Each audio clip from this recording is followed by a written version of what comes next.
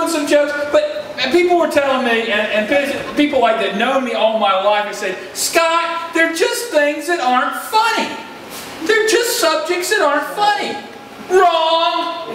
Depending on how you tell the joke, you can make anything funny. I can. Make anything funny. Alright. Why the chicken crossed the road? Why? Cancer!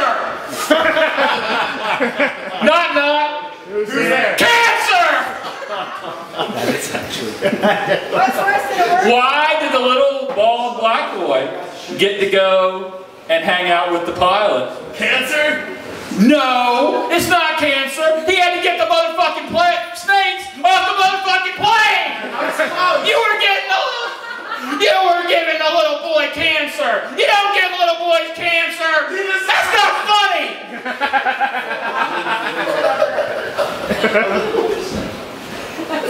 You gave the little bald black boy cancer, and he was trying to help the pilot.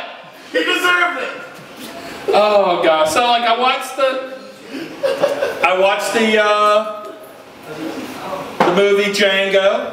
Yeah. I loved it. How my N-words doing in the audience? Woo! Yeah. All right, so like, as you may or may not know, my family were actually on mostly.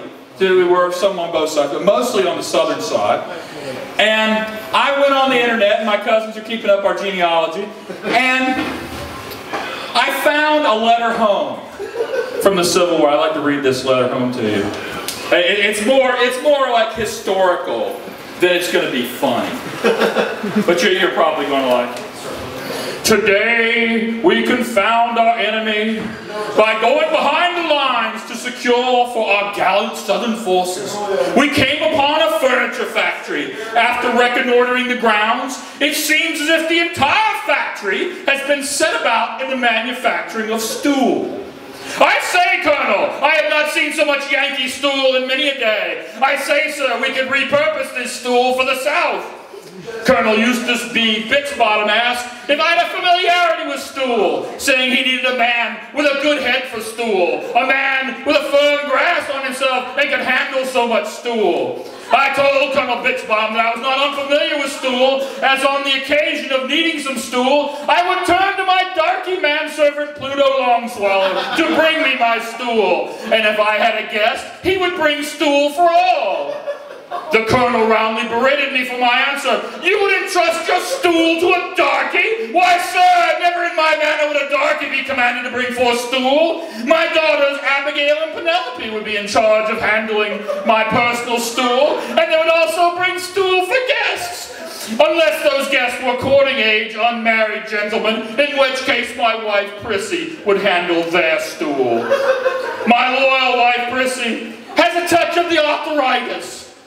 But that does not stop her from being an expert stool handler. She cannot handle as much stool or as quickly as when we were courting. Oh! Colonel, I do say my darky Longswallow is an expert stool handler, as is never bred in the South. Sir, he is 6 foot tall, generously endowed by nature and burnished by hard work in the sun. As a large ebony statue, decked out in his liveries, I would see him, sir. A stool in each hand! A firm hand on the stool, sir. I have never seen such a firm stool as was handled by my darky Longswallow.